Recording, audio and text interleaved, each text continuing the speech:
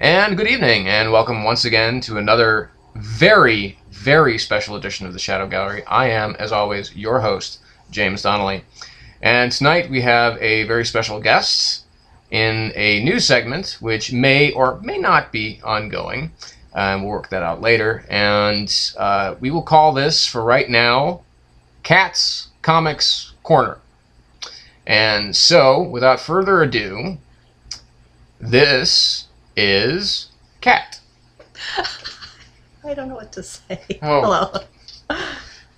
Just say hello out there to everyone in Hello, YouTube land. everybody out there in comic book world. That's a good opening. Now, Okay. make sure that the phone is It's on fine. silent. Are you going to be editing this? No, I'm not going to be editing this. This is just as we go along. Okay. I don't waste my time with editing. I turned my phone off. Okay, so this is an important part of the shtick here, the cigarette. So I know. So I'm going to be here. Kat is going to be there. In case you couldn't tell. Yes. And then we are going to talk about, this evening we're going to be talking about Batman number 13. So yes, the famous die-cut cover, the first part of the Death of the Family arc. And we're going to discuss her feelings about it. We'll have a little bit of a Q&A between the two of us. It'll be my Q's with her A's. Or maybe her Q's with my A's. I don't know yet. And then we'll go from there. Okay. And I have to keep leaning in the frame. All right. No, you are fine where you are. So, because I mean, it's the sofa's position, and it's the lack of, that's way up there. No, don't turn it. It's fine. Okay. So, without further ado, let's push on, shall we? Why don't you tell us, me, them, what you thought about this issue? Okay, this is an opinion coming from someone who really doesn't read a whole lot, period, let alone comics.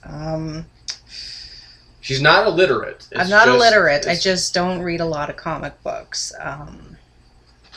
So anyway, I took a dive into this, and I have a little bit of, it's really good, but I have a little bit of mixed feelings at the same time.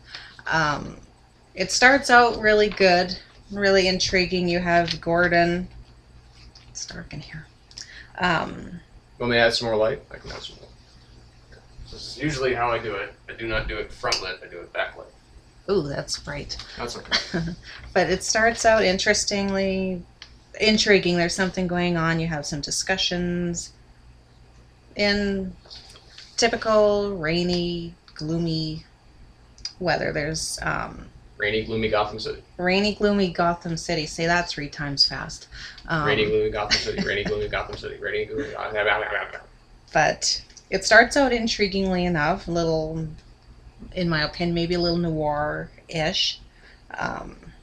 Talking about the strange stuff going on in Gotham, the 2-headed lion born at the zoo. And how much can I say? Because I don't want to give out any spoilers. Everybody's read it. Okay, so I'm not going to be spoiling anything. No. Okay. So it talks about the 2-headed lion. There's some mysterious notes left for Gordon. And as I read these first pages, that's more what I was expecting the tone of the book to be. And which had me really intrigued because I like that kind of thing, noir. Like gloomy. conversational, kind of noir type of thing? Yes. Okay. And that's what I was hoping for, and unfortunately that tone doesn't quite follow through the rest of the book here. After that, it goes right into the police station where all the weird stuff starts happening. Now let me ask you this. Now, did you find it when? Okay, so we get into the police station and we have the reveal of the Joker. The Joker. Mm-hmm. Okay, Joker's resurfaced for the first time in a year. Yeah. And now, did you find this sequence scary?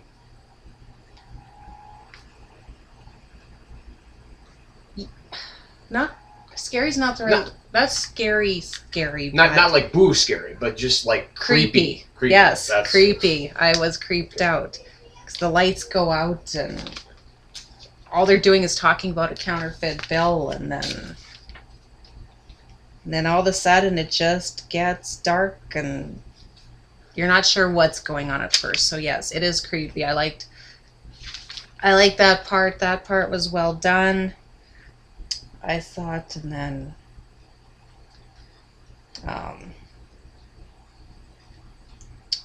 help me out here. I'm losing my train of thought. Okay. Well, so we're into the creepy part. Okay. So did you? I mean, like, as far as what the Joker is saying, like, that he keeps kind of starting a joke and then stopping it because he's killing all the cops. Stop me if you think that you've heard this one before. Yeah. That's right. And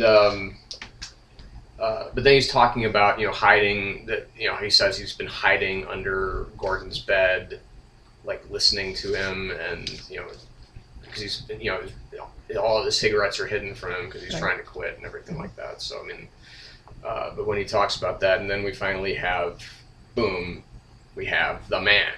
You have Batman there amongst a bunch of dead cops, which, okay, maybe this is just my thing, but if you've got a bunch of dead cops there, you think there'd be a little more drama or something, or emotion, instead of just carry on, I guess. You know what I mean? Okay, so you don't feel like that it kind of hit the right notes? It didn't hit the right notes. It didn't hit the right nerve. Okay. Like, I mean, you'd think all of a sudden the lights go out, the Joker has resurfaced, it's scary as hell, the lights come back on, your co-workers are lying on the floor dead by the Joker. And that's, there could have been more. I know you can only do so much in a short comic, but there could have been a little more something to that, more emotion, I guess, to keep me grabbed in there. Something that they needed to convey that somehow it didn't latch you in, as far as. Yes, because this is the Joker. We know he's sick, crazy. We know what he's capable of, and the creepiness of the previous scene could have been a little more creepy, maybe a little more emotional, I guess. It could have. Anyway. And all of a sudden you got Batman there. Because the word is out now. The Joker is out. He's been out. He's just been wherever, because we don't know. But okay, so then we get to the scene in the Batcave, and he's talking to Alfred, and he's talking to his what did you think about this? This is where it kind of got a little bit sleepy for me. This is where I would change things if I was a writer or anything like that. I would have spent more time on the previous page, the previous act. Okay. And a little bit less time on the dialogue with Batman and now forgive me again, I'm not too well versed in comic book land, so some of these characters were a little new to me, but so you've got Damian, who is the current Robin. That's Bruce Wayne's son. Right, and I didn't know that initially, or it took me a minute to figure it out. And then you've got Nightwing. That's Dick Grayson, right? The original. And then you have Batgirl. You have Batgirl, and you have Red Robin. Well, that's okay. So here is that's Nightwing, and then we have Red Robin, who is technically, and this is again this is a nitpicky New 52 thing for all us comic fans, is that's Tim Drake, and he was actually the third Robin. But now in this, I know I'm sidetracking here, but this is basically where because he was never a Robin. He was never really one of Batman's sidekicks. He learned from Batman, but never became one of his sidekicks. Okay. He never became a technical Robin. Ah. So, but he is part of the family. So, okay, so it's kind of moving on from there and into the TV broadcast. Yeah. Now, how again, this is part of just the whole scene in the police station, TV broadcast. It was cool. It kind of did make me think back to The Dark Knight, right, to the film. Obviously, duh. And well, I don't know if that's not really I don't the think intention. that's what they intended, No. but that's just what I got from it. So, but again, there could have been. She gets freaked out usually by strange outside noises. So. It's just here is this whole thing. The TV scene is where it picked up a bit, but just the whole dialogue, it kind of fell a little bit. It fell a little bit flat for me. Now we've got this guy who's basically pretending to be the Joker. He's got the Joker's face strapped around his own. See, and that's what they're talking about a lot, that they've got the Joker's face. And so again... Well, I mean, he's got it back. I know, but the fact that... So that wasn't a mask. It was... It's really his face. And that was creepy as... You can say hell. Fuck. Okay. I say it all the time. Okay. But that was really terrifying, and I guess things like that, it could have been just the creepiness, the weirdness could have been, and maybe this is just me because I'm weird, they could have played up the weird a little bit more. Okay. Yeah, and I'm just going to go off on a side note for a minute here. We were just talking about this. You can show the page. Yeah, I know that. Audience. Most of the art is really good. However, and this is just, maybe I'm just petty, but I don't care for the way Batman looks, or the way Bruce Wayne, I guess, looks. I don't know how well you can see it. It's more of a do-good Superman kind of a thing, not... So, I mean, like that you think that he should, like, maybe look like shading wise or look something a like that. little more gruff instead of a little darker. the big broad chest and the... Well, I mean, he's... No, I know that, but the small head and the same Superman haircut, they obviously go to the same barber. Okay. Okay. But they could have made him look... Because Batman isn't so squeaky clean, or Bruce Wayne is not squeaky clean like Superman is. Well, I mean, his reality persona of Bruce Wayne is pretty squeaky clean. It's just... I mean, he's a philanthropist. They could have made him just a little more... I mean, just as a little far as... bit grittier. Like if you were thinking of it as like a film shot, like they could have made it somehow look darker. Something along that line. Okay, yeah. I can dig that. And you could almost say this is very action figure-ish. Okay. Okay. But that's just... Again, that's just... It's a style, and you know, it's not just my something that, personal taste. And, again, it's something that you're not 100% down with. Right. Okay. So, and then again, it just goes on. There's a lot more dialogue. Just a lot of dialogue. No, because now we've moved on to. We're back at the police station. Well, no, we're in the mayor's office. Oh, now, okay. Because Oh, that's right. Because the mayor's being been threatened. Now, did we skip a little bit there? I think we did. Let's see. We were talking about the TV broadcast. Right. And And Batman's face, and he's got a gun to the guy's I mean, head. Joker's face. Yeah, but we know what we're talking about. Did I say Okay. Batman? Yes, you did. Oops. That's okay. That's okay. There's a Ghost Critic on here calls Phantom Stranger Phantom Menace every once in a while. So Phantom Stranger. yeah, never mind. Okay. All right. So, but we now in this scene where they talk about, did you kind of get lost here when they were talking about the initial radio broadcast? Yes, a little bit, yeah. Because that, I mean, just again, side note now, I mean, because this is a real huge shout out to fans of Batman. Let me interrupt you. See, interrupt me. Okay, they're talking about. Okay, there's the TV broadcast. Right. It's got a gun to his head, and again, maybe this is where I lost it. Okay, bend it back. Sorry.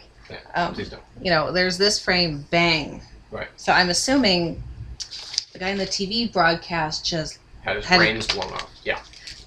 There should have been more to that. That's a huge thing, and instead it's like just skip to the next frame.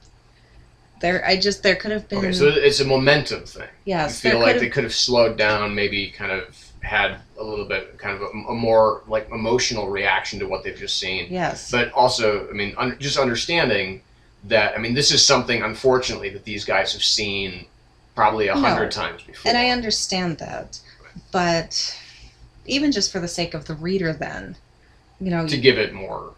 And I guess maybe that's. As we talk about it, this is maybe more my biggest thing is, for lack of a better term, maybe it's too factual. You know, it's telling a straightforward story. Right. That's fine. But I need more backstory. Not backstory. No. I need more feeling. I need more emotion. I guess I need adjectives, so to speak. Okay, so you'd like to see something more like that expressed on the page itself. Yes. Where there is a beat that, because even though gives you a little bit it's more, the Joker, like I said before, we know what he's capable of. They've seen it 1,000 times, but you still can't just shake that skip along like nothing happened. It's not like the guy just fell off his chair or something. Right. Okay. So it was a lack of emotion that was my biggest concern, my biggest pet peeve, I guess, about it. It's not really a pet. I mean, it's a complaint, and I think it's biggest valid. Complaint. Yeah. Okay.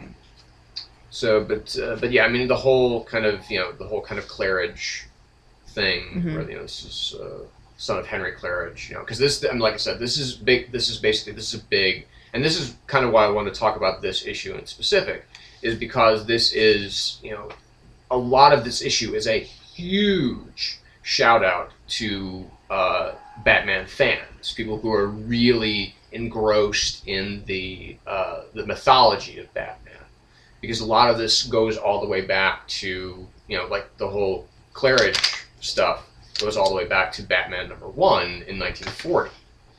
Because that's, like I said, I mean, it's paying a lot of knowledge doesn't go back. I know. It's paying fan service. So, I mean, as someone who does not essentially read comic books really at all, and not, wouldn't have any knowledge of that to you is just like, nah. It kind of. Yeah. Okay. So moving on to the mayor's. Yes, and the mayor is being threatened. And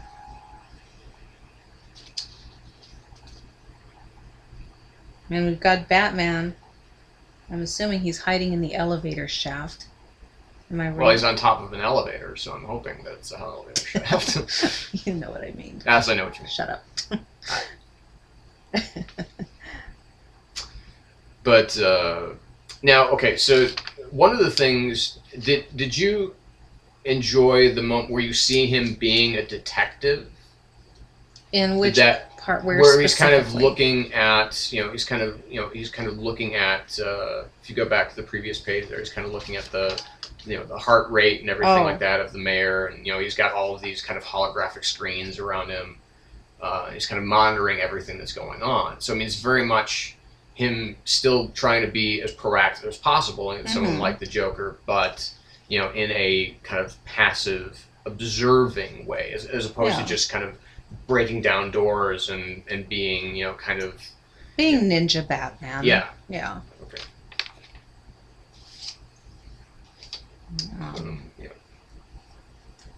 The whole kind of monologue about fear. Yes, that's what I liked. That part I did like. This whole monologue, thought process. Internal monologue. there you go. I did enjoy that part. That did get a little more to the noirish. It gets to where, yeah. Yeah, it's good to get into someone's head, or more of a, instead of just sticking to just the plot, just the facts. So that part, I did enjoy. And then again,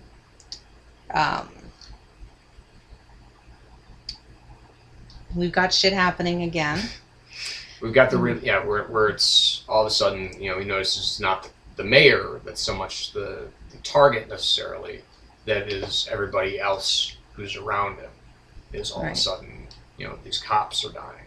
Yes, and there's people dying around Batman, especially like,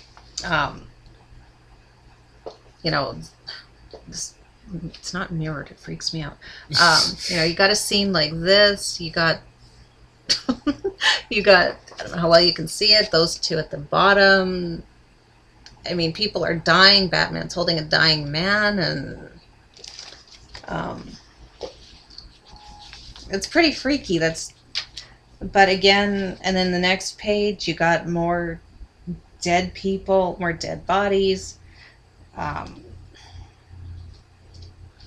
And it just, again, moves on from that. I mean, again, it's the second time there's been, I guess, a mass murder, and we still just move on. We just skip along to the next thing. Even though it does get a little bit interesting, there's a toxin that they keep talking about. Well, I mean, it's the Joker toxin. And okay, that's what I wanted to mention. Everybody die with a smile on their face. Okay, like, is that something that I'm not familiar with? Does it go back to other stuff? Oh yeah, this is from the very first issue with the Joker from Batman #1. You have him where he injects, his own. They kind of call it Joker toxin or Joker venom or whatever they want to call it, and it contorts the dead face into a smile. Hi. But here, this is something that only happens when she's sitting here. It never happens to me. You probably noticed that. But say hi, Chloe. But Chloe never comes up and sits on my lap when I'm at the computer, but always to her. So she's a ninja cat. She's ninja cat girl. So, Chloe. Oh, you're gonna move her? I'm sorry. Yes, I am. Okay. Come here. You can stay with me, but you won't. Okay, you're a mama's girl. Okay. So anyway, back to the comic after that unwarranted interruption, little lady. 23 minutes. Yes, okay. I do them. No, I know. Mine are quite long, but like I said, this is a discussion panel. Kind of look at it that way. It's just the two of us are the only panel. We were talking about the Joker toxin. Yes. Now, as far as the one thing that they do talk about... Sorry, go ahead. But the troponin levels have been adjusted to produce a different muscular contraction in the facial muscles, resulting in a frown. Right. Which is interesting. How do you mean interesting? Well, if they're supposed to, the Joker usually wants that smile, but now he's making him frown. So maybe I'm just reading too much into it. No, something's I think that taking an interesting twist. Yes, I think that's where the intent of Scott Snyder there is to show that there is, and we'll get more into. And then and this is me not having read too many comics, but the last panel on this page, the first letters, he's taking it back to where it all started. Right. And so, unfortunately, that kind of flew over me a little bit. Okay, so now understanding. Okay, now you've read The Killing Joke. Yes. I mean, you've read it. You've not something that was. You know what happened. Mm-hmm. That's the story, kind of the origin story of the Joker. Yeah. And that's where of course Barbara Gordon was shot, and she became she was handicapped, but it also goes into because the Joker, when he was just kind of the failed comedian, he became the Red Hood. Yes, right. And the whole what turned him into the Joker was him diving into the polluted waters. Not turned him into the Joker, but not literally. But what kind of drove him over the edge was, dove into these chemicals at Ace Chemicals, because they were going to rob the Monarch playing card company. So again, Joker reference there. And everything went wrong. That's where he first met Batman, when he was dressed up as the Red Hood, as you see in this page. Yes. And that's when he dove into the chemicals, and that's what basically he came out of that change. He was now the Joker. So So this is to really Ace Chemicals is literally where it started between the two of them. So to kind of bring it full circle, then maybe this is something that I didn't catch. Maybe it's not totally, I guess if you're like me, kind of a newbie, this might not be the best book then. Right. Because it's lost. See, I haven't read The Killing Joke. I haven't read it for a while. So when I saw the Red Hood, it took me a minute, but I remembered where that did come from. But I guess if you've never really read a Batman comic or don't know much, this probably wouldn't be a good book, because you're going to be as clueless as I was. So maybe that's why I was a little iffy on it. Okay. And then there's a lot that was lost on me. Okay. But yeah, so we've got the next scene. You've got the Red Hood, and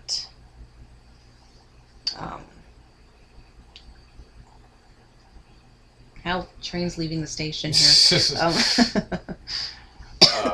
have water? I don't, actually. It's all out. Sorry. I should have filled up first. I'll be fine. Okay. I like where... I'm anxious to get to the end of this, but we'll continue with where we are right now. So. Okay. So where are we at? Right. Okay. So we're in. We've got the Red Hood. But it's not. It's not it's not the Joker. Yes. So but you picked up, by proxy, you picked up on that because Batman picked up on it. So yeah.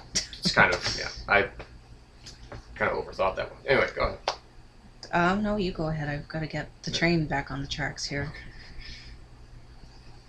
But so anyway, it was kind of cool at the reveal when we found out that it was not the Joker, that it was Harley Quinn, and I just thought that was really...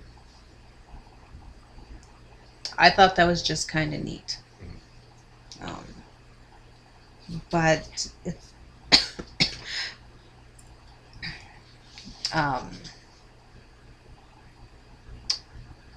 that she's almost... this is just what I took, maybe I'm wrong, but you've got Harley Quinn and you're still expecting trouble, I guess, but she looks kind of sad. Well, is it clear to you why she's sad? Well, yeah.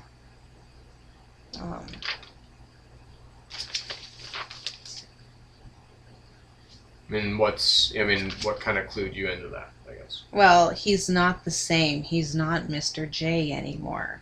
And of course her makeup has run a little bit, but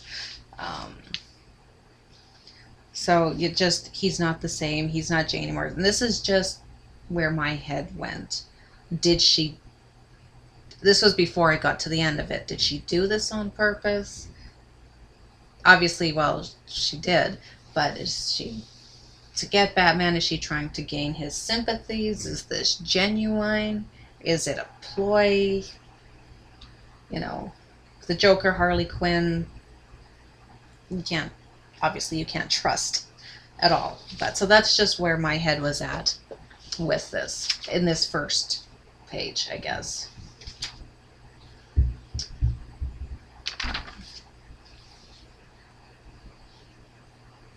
And then it randomly, so we've seen Harley Quinn, and then oddly enough we see this little two-headed lion Is it a lion or is it a tiger? So I believe it's a lion cub. Lion cub, that's right. And apparently he, if I'm reading right, just shows up at what, Wayne Manor? Yep. So how this little critter got out of the zoo, I don't know, this poor little critter. Sorry. And then we have... And you see something in, I guess that's Gordon's eye. No, it's Alfred. Alfred, that's what I meant to say. Yeah. A very small but very kind of spooky image there. And then we have the... And now we got all the craziness at the end here. Okay, so now the backup story. Okay. Now, so we read through this, and how did this help make sense as to the context of what Harley was talking about before? The fact where she's saying that, you know, it's not Mr. J. Not quite. It didn't. Maybe not yet. Go where you're going with this. No, this is you. I want to know your thoughts on it. I'm not going to tell. They already know what the hell I think. Okay. They do. Okay, let's start just with the backup story with the art. How'd you feel about the art in this part? In the second part. I liked this. It's a little more gritty, sketchy-ish. You got some nice shadowing and beautiful use of color. This part, like especially in, I don't know how well you can see it out there, people, but damn it. But this kind of art, like, you know, this panel, especially this. Can you see me? There we go. You know, I like that art because that's giving more. I'm a very visual person. Me too.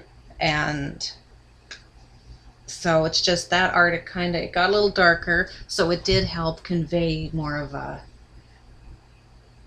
bit of an unsettling feeling for it. So, and that's just me. No, like I don't think it's just you. No, I'm very visual. A visual can make up for a lack of words, I guess, in some cases. But this is very wordy, though, too. Oh, it is, but I guess you can tell a story sometimes more effectively with less words and more picture.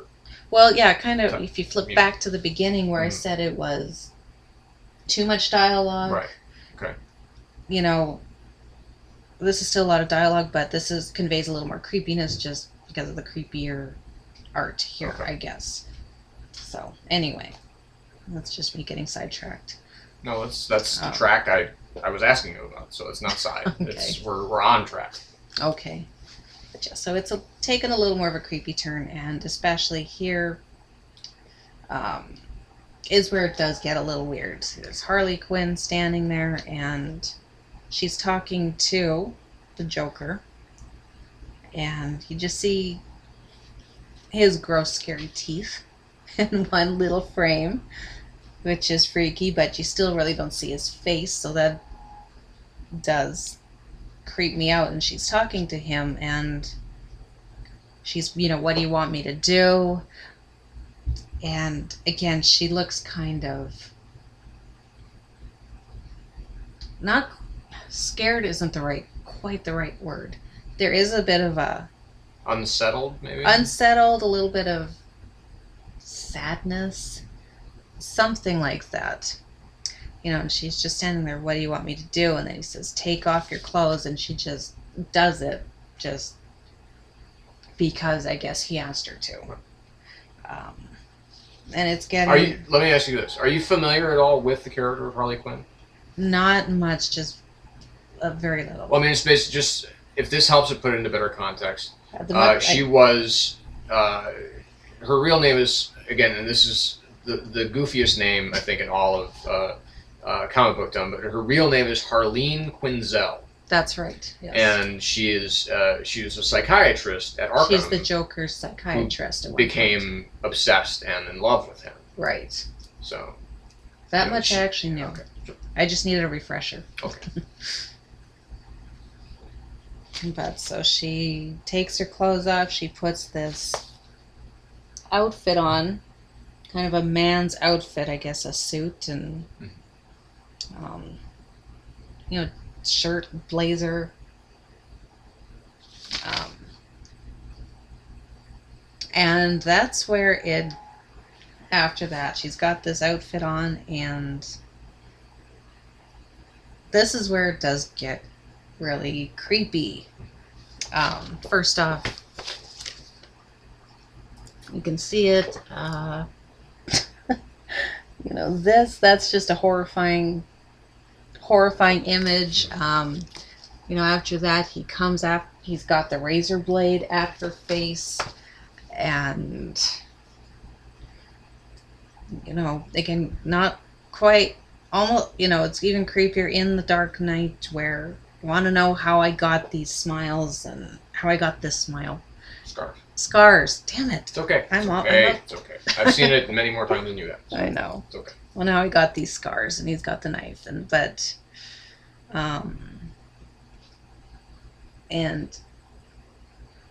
it's a very, this part is very, understandably very terrifying.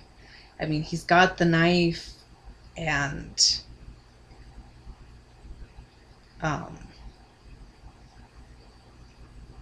wants her to essentially do the same thing that he's done, that has been done to him. Right. He wants her to remove her face. Yes, and he starts talking about the eyes. And myself, I'm sure with probably a lot of you out there, or not, I don't know. I don't mind gross stuff. I can watch live surgery on any body part, and with no problem. As soon as you get to the eyes, that's why I wear glasses. Why I don't wear contacts. You get to the eyes, and that's just, yeah, makes you want to crawl out of your skin. And, you know, when he says the worst part is the eyes, they're going to be all dry and crusty without the eyelids. Yeah, here's where you can start crapping your pants. I mean, and, you know, right at the start, they'll stay nice and damp as the blood drips down over them, transforming the world around you red. Close them now while you've got the chance. Obviously, she's freaking out, and then we just got a whole bunch of red, and at least here you're still, I was still hanging in the balance, freaked out. You don't want to look. What is this red that is all of a sudden washed over? What is this red? You don't want to look. Well, you do want to look, but you don't want to look. You want to know what happened, but maybe you really don't. And then but I didn't feel anything. You said it was going to hurt. And I guess it's a bit of a,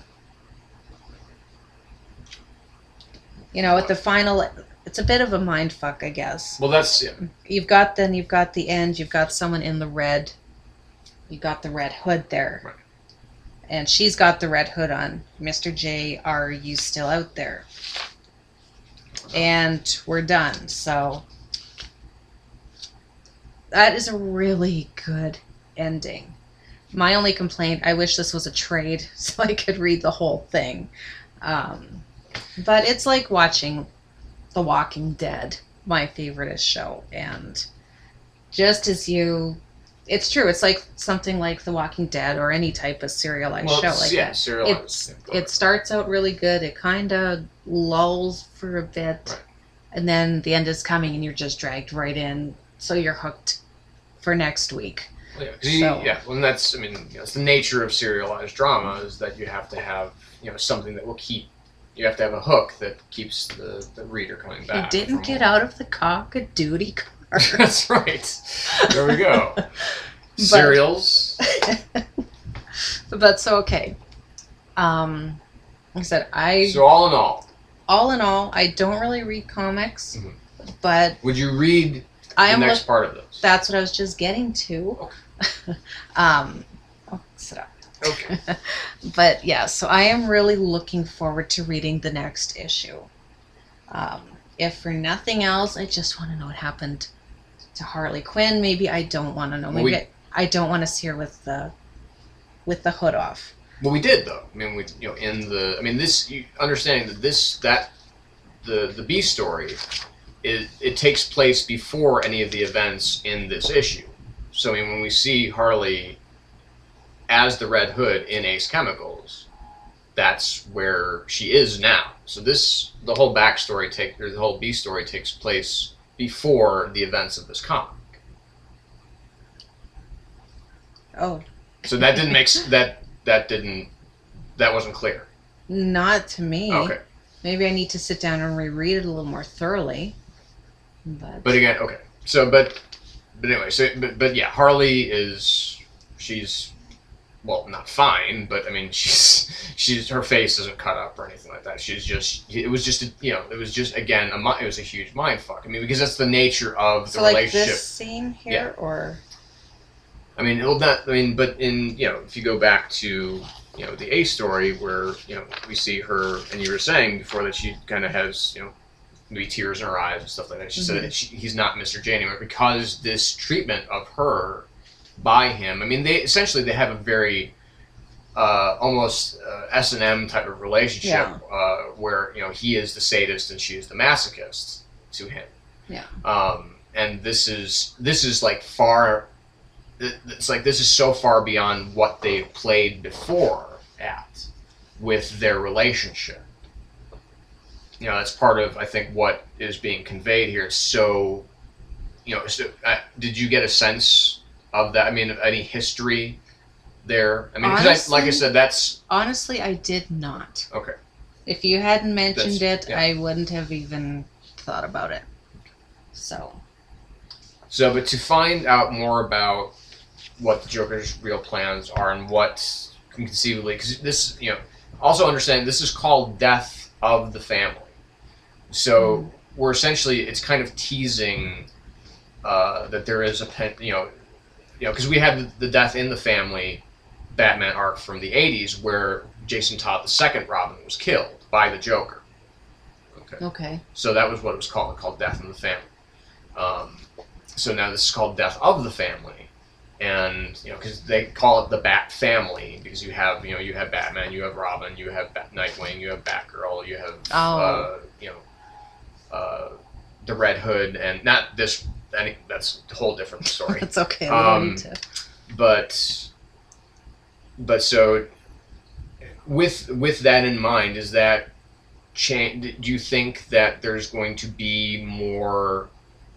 I mean, do you think that as this arc continues, do you think that anybody here is going to die? You're disappearing. I am disappearing.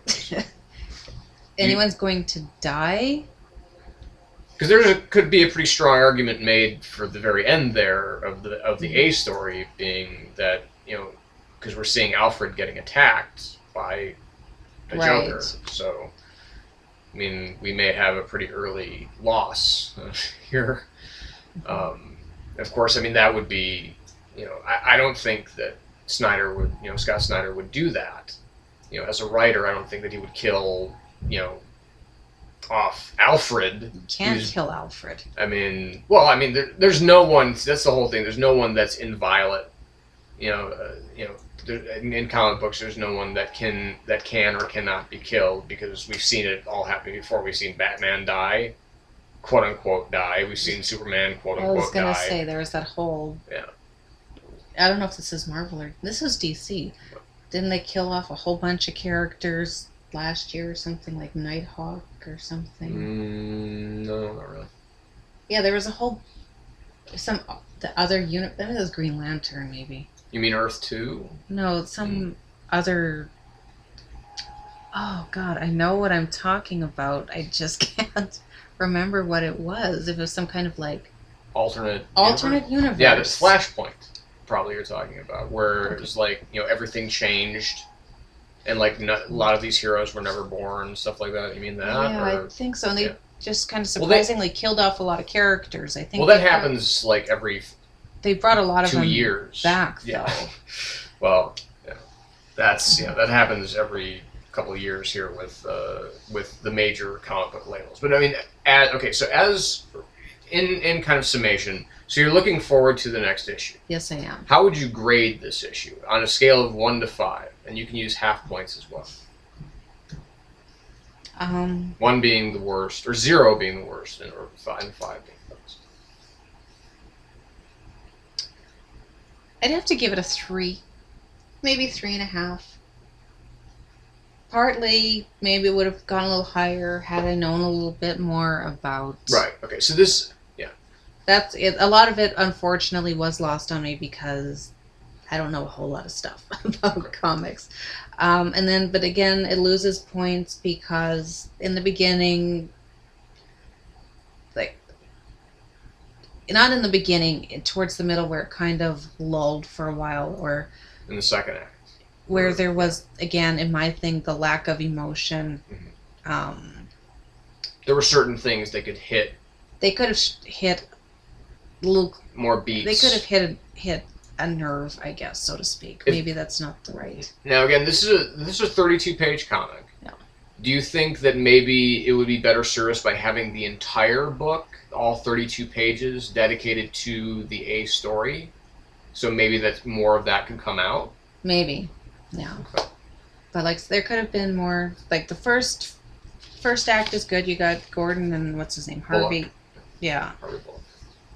Talking there, and I was kind of expecting that, they're talking in the rain, and I was kind of hoping that kind of tone would set the tone rather for the whole book, and unfortunately, well, it's more of a set up for because what they're talking about are kind of portents of something coming. That there's something very, very wrong on the way. Yeah. So I mean that's kind of what that first sequence is there for. Yeah, but I just kind of hoped the noirish tone would kind of carry through. Mm-hmm. It didn't. It's more of a horror book, I think. Yes, definitely. Because Scott Snyder, I mean, one of the other books two of the other books that he writes for DC are horror comics. You have American Vampire and Swamp Thing, which are horror comics. I mean, those are beats that I think that he can. That I think they're kind of automatic for him. I think at certain points because the Joker, as they present him here, is kind of a horror character. Mm. I mean, he's someone who is just he's madness and evil incarnate. So, but that's again that's a whole different discussion. So yeah. But just kind of summing up here. So but part of what hurt this experience for you is that you're a new reader. Yes. To this. And so... Because if I hadn't known you, okay, and I just walked into the comic book store, I walked into Gotham City Comics and picked this up on my own or on a recommendation from anybody, I would read this and... You would still look forward to the next one, I would look forward to it, but I probably... You'd be asking a lot of questions. Or I would just... Or I might even just give up, because it's like I don't want to have to learn 50 years of history to read a 32-page comic to get the most out of it. Okay. So. Fair point. And again, there's no, this is opinion based. I mean, it's subjective art, so I mean, there's no wrong answers. But you're wrong. You're wrong. Anyway, so I think that the message here is kind of clear, that it's hard, and maybe this is something that we'll talk about maybe in future installments. I'm hoping, because I think we've had a good time. Yes, would you say we'd have a good time? We've had fun. Yeah. So I think that maybe in the future something that we could talk about is the accessibility of the modern comic book. I mean, not necessarily. I mean, not doing a whole long thing about. Well, okay, let me throw this at you then. Let's say Throw it at me. Hit me. Okay, if I walked into it, you're working in a comic book shop. Oh, I wish. And I'm trying to think of where I want the way I want to go with this. you see a hot stud like me, and you want to buy something from me. You want to give me money. Okay, I get that. Give me the book. You don't. Do we need this book anymore? Because you're marking it all. Sorry. No, I'm kidding. I'm kidding. And okay, I walked into the comic book store and I said, I'm new to comics. Would this be a book that I would recommend to you? And I said, you know, I don't know. I'm new to comics. I don't know much. I like something that leans towards the dark side. I like Batman. I know there's 1,001 Batman stories, story arcs, artists, artists, writers, etc. Would you recommend that one to me? No, or what if I walked in and I said, again, I know nothing. I know shit about comics. I like this artwork. I like this. What would you tell me as someone who's new to the universe of comics? What? Something on your face. Oh. Anyway. Yeah, skin or hair. Anyway. Let's say if you came in and you were interested in Batman. Yeah. Like you said, okay, I liked the Dark Knight trilogy and stuff like that. What would you kind of recommend? Would that be maybe a question that you might, just Batman wise? I would probably recommend Batman Year One because it's an origin story. But again, there's a weirdness here because we have the New 52 and we have kind of a reworking of some origin stories. I mean, obviously, they all kind of keep the same character beats for the most part. I mean, the most kind of egregious one for most people seems to be Batgirl because, when she was shot and she was paralyzed, she became Oracle. And, it showed basically a strong female character that was... Which comics need much more of. Ladies, we need to get out there. We need more women in comics. Yes, we've got Catwoman and Wonder Woman, but we need more strong female characters. Ladies, let's go out there and kick some ass. Can't let the men hog it all. That's right. That's something... that I'm for, and diversity is a wonderful thing because we've had the white guys in tights for way, way too long. So let's get some new blood in there, especially female creators are very And if we're gonna have more female superheroes or characters, not offshoots of the men, not Batgirl, Batwoman, Supergirl, whatever. Right. No. Original awesome characters like Catwoman. She is my favorite. I love Catwoman, but more characters. You would probably not love her right now, though. I'll just put that out to you because it's very bad right now. Okay. Let me just put it that way. Like Halle Berry bad. Kind of like Tim Burton. Batman Returns bad. Yeah, exactly. So like I said, I mean, a lot of these, but I would say, but it was a strong female character who actually lived with a disability, but was still able to be like one of the coolest characters in comics. So I mean, that was something that was changed with the New 52 is that she was never Oracle. She was paralyzed, but she was not Oracle. And see, okay, so I really don't know anything about. I know. I'm just saying Oracle. That's. I understand, but I'm just saying that as so like I said, I'm just saying as far as the New 52 is concerned, you have a lot of changes that have been made to some of these characters, to their backstories, to make them more, more accessible to new readers, I guess. In many cases, in a lot of cases. You know, so I mean, if you maybe went, you know, see, I mean, I couldn't even recommend of Scott Snyder's Batman. I couldn't recommend #1 of that either, really, because let me kind of bring it around for a minute then. Bring it back around. Okay. If I walked in this, I bought that comic, and again, still telling you that I'm a newbie here. What would you tell me about it as someone who's new to comics? I would, to be honest, I would first ask you, have you read? Are you really familiar with the character? And I would say no, not. Okay. Then I would say you probably don't want to read this. Or what would, I guess, maybe more of what I'm asking. I'm insistent on getting this, for whatever reason. What would you recommend, I guess, along with it? What would you like fries with that? What? Okay, I would recommend, more than anything, I would recommend The Killing Joke. Okay. So, I mean, it's that's where it derives from. No, I mean, it's part of, it is part of it, but I mean, like I said, there's a lot of fan service that's being paid in this particular book to, to longtime fans of Batman. People who know, who really are intimate with the history of Batman. You know, like I said, the whole, Henry Claridge, John Claridge thing. If I hadn't told you, you wouldn't have known that. No, not at all. And the only reason that I know that is because I'm a psychotic for Batman. And, I've read that issue, and, I have it in a couple different, big paperback forms.